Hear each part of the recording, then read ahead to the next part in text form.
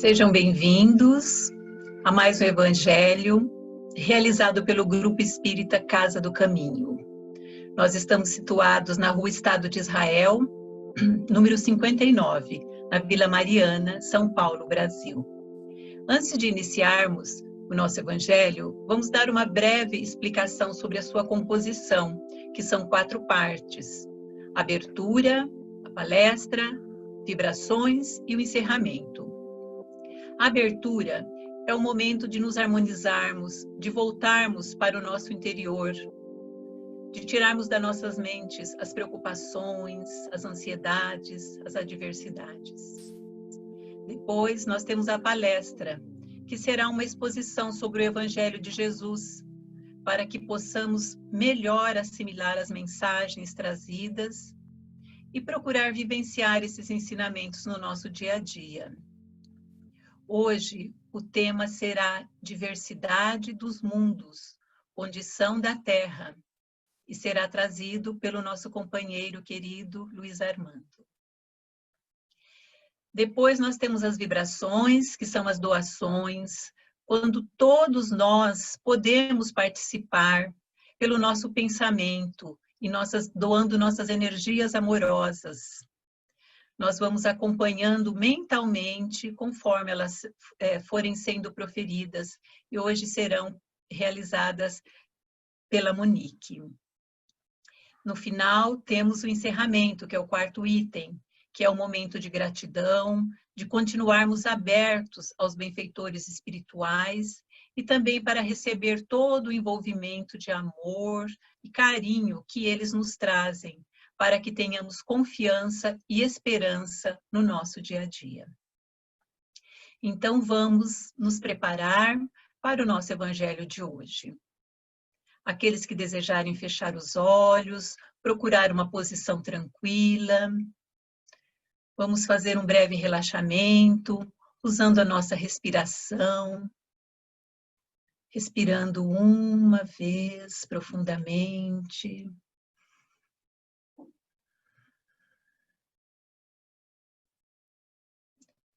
Mais uma vez, e assim, vamos nos relaxando, vamos nos envolvendo com o ambiente de nossa casa em harmonia.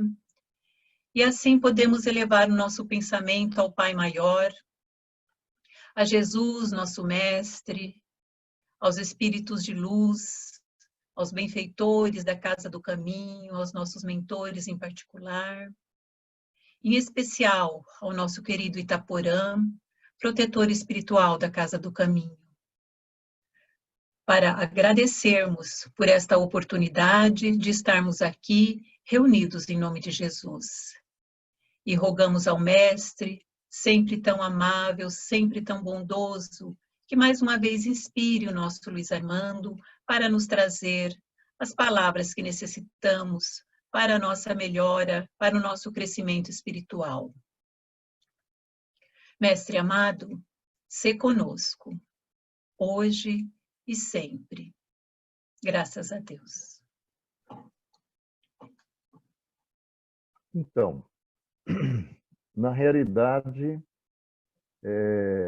Jesus é talvez aquela personalidade que nos compete tentar conhecer mais diretamente e talvez absorver os seus ensinamentos, porque ele tem muito a ver com isso tudo que está acontecendo, essa situação realmente desconfortável para todos que se veem impedidos muitas vezes de estar junto daquelas pessoas que de uma certa forma têm afinidade, né? Especialmente aquelas fora do ambiente de nossa casa. Questão 627 do Livro dos Espíritos faz parte da apresentação das leis morais, que é a terceira parte dessa obra extraordinária, que é a base dos conhecimentos a respeito da nova era. Ali, o Espírito de Verdade responde a Kardec a respeito das alegorias utilizadas por Jesus na forma de parábolas, justamente porque isso atendia a uma necessidade da época. Mas agora as coisas têm que ser colocadas de maneira mais clara, até porque um grande e expressivo número de pessoas evoluiu né? O intelecto nosso talvez tenha se ampliado um pouquinho, e hoje é preciso dizer tudo de maneira clara. E o Espírito de Verdade diz que essa é a missão de toda aquela equipe que ele compôs, não é? Lá nos bastidores da invisibilidade, por volta de meados do século XIX, incluindo aí o Paulo de Tarso, São João Evangelista, o Santo Agostinho, o São Vicente de Paula, o Swedenborg, todos os personagens que ao longo da trajetória dos 20 séculos anteriores, mais ou menos, contribuíram para que talvez a mensagem de Jesus e da verdade, enfim, pudesse ser estendida a um número maior de pessoas, às vezes com o sacrifício da própria vida, né? E Santo Agostinho vai ter um papel importante, porque no último diálogo que Jesus teve com seus discípulos antes de ser preso, que está descrito lá nos capítulos 14, 15, 16 e 17 de João, e na realidade é um evangelho mediúnico, né? Se nós pegarmos uma obra fantástica de um intelectual extraordinário que passou aqui pelo século XX, junto a alguns espíritas privilegiados, a Casa do Caminho tem um exemplar disso no Jorge, né? Naquele nosso irmão, junto com a sua esposa, que estiveram presenciando, testemunhando as reuniões que aconteciam na garagem da casa do doutor Canuto de Abreu, Silvino Canuto de Abreu. Ele, na verdade, inclusive, deteve junto a si, atendendo a uma orientação do próprio Emmanuel, uma documentação extraordinariamente interessante trazida da França no período pré-guerra, né? Porque quando Hitler iria invadir a Alemanha, já se sabia que ele ia destruir tudo que era literatura, porque essa é uma das iniciativas desses ditadores, né? Que muitas vezes tentam destruir a cultura e acabam fazendo com que se perca muita coisa. Então, os espíritas franceses entregaram ao Dr. Canuto essa documentação.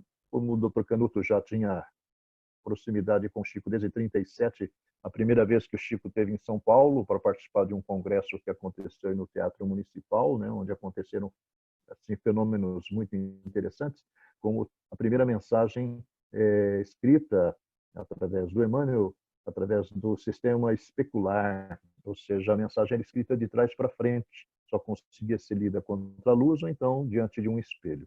E recebeu outras mensagens. Na verdade, o Dr. Canuto conta no livro Evangelho por Dentro, uma nota de rodapé gigante que vai avançando ao longo de várias páginas, a história do Evangelho de João. E é reconhecido lá pelos grandes teólogos católicos do século IV, V, lá, não é? O São Tomás de Aquino, e na realidade via o Clemente de Alexandria e viam assim na mensagem de Jesus trazida através de João realmente a verdade, porque essa era a informação que o Espírito Santo estava presente em todas as comunidades primitivas do cristianismo disse. E aí a gente vai ver lá no início, parece que o pessoal estava tranquilo e Jesus, percebendo, antevendo, talvez pressentindo tudo aquilo que passava pela mente dos seus discípulos, quando ele disse que já estava na hora de se afastar, né? Ele diz assim: não se turbe vosso coração, crede em Deus, crede também em mim. Há muitas moradas na casa de nosso Pai. Iria preparar-lhes o lugar, não é? E essa expressão, essa frase, na realidade, deve ter colocado um ponto de interrogação gigante na cabeça daqueles discípulos tão simples e humildes, né? Pessoas assim de origem do povo, né? E, na verdade, o século XIX trouxe o princípio dos esclarecimentos. E eles vieram através do Espiritismo. E lá no Livro dos Espíritos nós temos uma informação a respeito da pluralidade dos mundos habitados e que no capítulo 3 do Evangelho segundo o Espiritismo vai ser esmiuçado principalmente pelo Santo Agostinho. E nós vamos aprender que essa profusão de mundos que estão gravitando pelo cosmos, na realidade, são mundos habitados. E, na verdade, cada um desses mundos, seus habitantes, na realidade, refletem a condição espiritual de cada mundo pela sua própria evolução conjunta, né? A Terra, segundo Santo Agostinho, depois do mundo primitivo, é o segundo degrau, é o mundo de expiação e provas. É uma fase que ele alcançou em algum momento lá atrás, porque ele já foi mundo primitivo, e os espíritos que aqui estão são espíritos realmente bastante atrasados, recém-saídos das condições primárias da evolução. evidentemente se misturam nesse contingente expressivo que o Emmanuel calcula em mais de 20 bilhões de seres entre encarnados e desencarnados. No livro O Roteiro, capítulo 9, ele vai falar a respeito mais ou menos dessas cifras, falando em espíritos humanos e subhumanos, ou seja, aqueles que estão ascendendo na escala evolutiva. E, na verdade, nós vemos que a Terra realmente ainda ostenta essa condição, mas está transitando para um mundo intermediário entre o mundo feliz e o mundo de expiação e provas. E nós estamos próximos de alcançar esse estágio, mas para alcançá-lo, conforme explica São Luís na última resposta do Livro dos Espíritos, é necessário fazer uma prova final, né? E essa prova é pela qual nós estamos passando. Porque a humanidade, de maneira geral, perdeu um pouco o rumo nas últimas décadas, né? Aqueles que tinham maiores condições ou melhores condições econômicas, na verdade, sonhavam apenas em realizações no plano material, viagens, festas, feriados prolongados para irem para a praia, mas havia uma preocupação dominante, talvez, de que se alcançasse um entendimento maior das questões espirituais, inclusive da própria condição pessoal, e hoje nós estamos sendo compulsoriamente obrigados a isso. Quem não, na realidade, se ajusta, está sofrendo muito. Então é preciso que nós talvez penetremos no conhecimento do sentido verdadeiro da vida para que a gente possa, certamente, alcançar o entendimento e a compreensão de quem somos, de onde viemos, para onde vamos. Por que é que passamos por provas, às vezes físicas, porque passamos por provas sociais, econômicas, porque passamos, às vezes, por grandes transtornos mentais, emocionais, psiquiátricos, né? O que significa isso? E nós vamos aprendendo com a doutrina espírita que tudo, na realidade, tem a sua raiz na nossa própria condição espiritual. Talvez nas desarmonias e desajustes construídos no passado, por conta da ânsia, muitas vezes, de satisfazermos as nossas vontades, né, os nossos anseios na área das nossas sensações mais grosseiras, né? Na verdade, isso foi complicando o nosso destino, fazendo com que nós nos defrontássemos sucessivamente, através das múltiplas existências, com os efeitos daquilo que fizemos a nós. Então, tudo que há em nós, em nossa vida, é, na realidade, responsabilidade nossa. Nós somos herdeiros de nós mesmos, nós somos, na realidade, os grandes construtores da nossa felicidade e do nosso infortúnio. E o Espiritismo extraordinário, no século XX, vai nos trazer informações fantásticas. Talvez a primeira delas esteja no livro Cartas de uma Morta, muito pouco conhecido, mas hoje você tem o Pai Google, e o Pai Google te orienta, né? Te traz, você não precisa sair de casa para ler um livro espírita, principalmente. Existe nos PDFs do Google muitas informações. O livro Cartas de uma Morta, nós vamos ver a Dona Maria João de Deus, aquela senhora aos olhos do mundo terreno, na última existência, uma pessoa muito humilde, muito simples, mas espiritualmente era um espírito bastante desenvolvido na sua parte intelectual, muito comprometido, por isso que trouxe 9 filhos para esse mundo, morreu talvez em função das sobrecargas que experimentava, e entre esses 9 filhos estava o querido Chico, que foi numa existência remota na época do início da era cristã, filho do Públio Lentulus, o senador que hoje era, né, o Espírito Emmanuel, conhecido, e na verdade teve como talvez a sua cuidadora uma serva chamada Ana, que é a própria Maria João de Deus do século XX, com informações e revelações do próprio Chico, né? E a Maria João de Deus, depois da sua reintegração no mundo espiritual, porque ela morre em 29 de setembro de 1915, mas só quase 2 meses depois é que ela vai acordar, né? Vai correndo para a igreja, que ela é católica praticante, devota lá, e na verdade dali ela vai para um estabelecimento no plano espiritual para iniciar o seu processo de readaptação, né? Porque a gente morre, nós temos assim que nos modificar nos nossos hábitos talvez dominantes, né? Porque comida não tem lá no plano espiritual. Ou nós nos servimos de médiuns inconscientes aqui, mas mesmo que nos sirvamos de médiuns inconscientes, segundo revela Alexandre no livro Missionários da Luz, a nossa alimentação se dará pela inalação, porque na verdade o oxigênio é o grande elemento que nutre o nosso corpo físico, inclusive, pelo que o Alexandre fala no Missionários da Luz. Então, nós temos que nos adaptar a isso, mudar os hábitos, os horários, talvez o repouso físico já não é mais necessário, né? Talvez essas necessidades se tornem menores, e nós vamos nos adaptando. E Dona Maria se adaptou e depois de integrar-se em atividade, nos trazer informações extraordinárias sobre o outro mundo que nós não estamos enxergando, mas está aqui coexistindo conosco. O André Luiz vai nos levar mais para o fundo e depois, em 1952, o Abel Gomes vai nos levar no livro Falando a Terra mais além ainda, mostrando outros aspectos de acordo com a sua própria percepção. E nós vamos ver que nossa Terra ela está do centro para fora, circunscrita a várias esferas, dentro das quais existem planos, subplanos e subplanos dos planos espirituais, onde se aglutinam os espíritos pela afinidade mental, pela onda mental. E nossa onda mental reflete a nossa condição espiritual de sofrimento, às vezes pelo remorso, pelo arrependimento e muitas outras coisas. E a Dona Maria vai ter a oportunidade de visitar Saturno. Ela descreve detalhes a respeito dos habitantes, das paisagens de Saturno. Delícia ler o livro Cartas de uma Morta Maria João de Deus, Chico Xavier.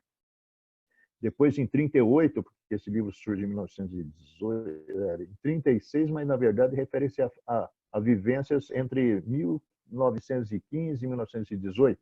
E, na realidade, na próxima revelação, Humberto de Campos, ainda Humberto de Campos, antes de virar Irmão X, ele vai escrever no livro Novas Mensagens uma visita, uma excursão que faz a Marte, onde os marcianos estavam apreensivos diante dos caminhos que a humanidade terrena estava tomando, porque isso é 1938, nós estamos com o pé na Segunda Guerra Mundial, e ia ser realmente uma destruição maciça de um velho continente muito comprometido com o próprio passado em função dos excessos no exercício do poder, da autoridade, que causaram tanta dor e tanto infortúnio. Então, olha que coisa maravilhosa. Depois, Aniceto, no livro Mensageiros, vai falar que existem esferas que se interpenetram. E para encerrar, né, porque o tempo já foi, nós vamos ver o Chico Xavier no livro Imagens no Além, dando para nós assim uma receita mineira, fácil, para você tentar entender como é que é, por exemplo, a composição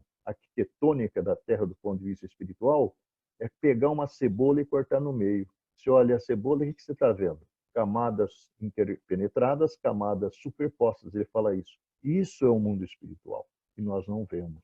Estamos, talvez, pelo pensamento, como Kardec sugere no livro Céu e Inferno, penetrando no seu entendimento.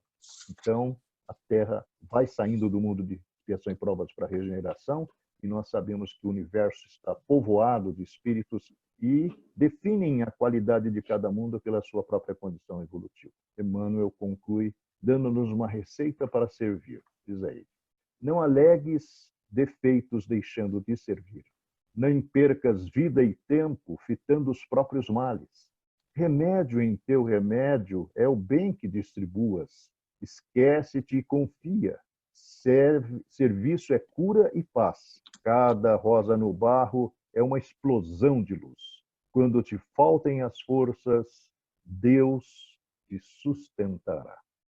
E Ele nos abençoe.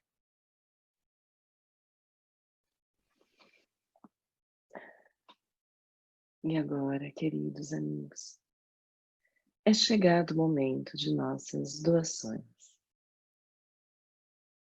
Porque vibrar é doar amor pelo nosso pensamento elevado, e assim, respirando calma e profundamente, e acima de tudo, irmanados no mais profundo sentimento fraterno, vibremos. Paz para o planeta Terra e fraternidade entre todos os povos e nações.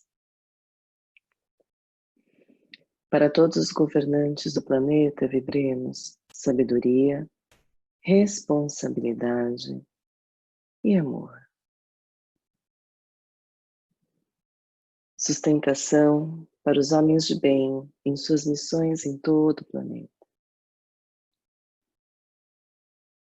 Muita fé e proteção espiritual a todos os brasileiros. Saúde aos enfermos do corpo e da alma. Compaixão para aqueles que ainda não estão no caminho do bem.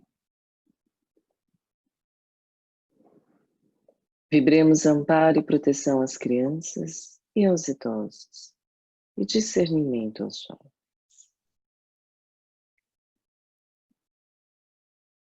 Vibremos sustentação para todas as casas de oração e caridade, e em especial para a Casa do Caminho, seus trabalhadores e obras sociais.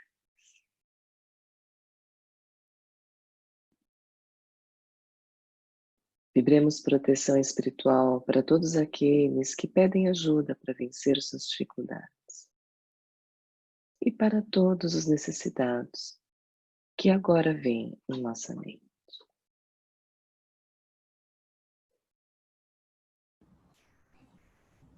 União para todos os núcleos familiares. Harmonia para os nossos lares. Vibremos equilíbrio e força, luz, coragem e perseverança para todos nós, e que se fortaleça em nossos corações o amor do Cristo. Que assim seja, graças a Deus. E assim, concluindo o nosso Evangelho de hoje, é chegado o momento de, mais uma vez, agradecermos ao Pai Maior, ao Mestre Jesus, aos Espíritos de Luz, em especial ao nosso dirigente Itaporã.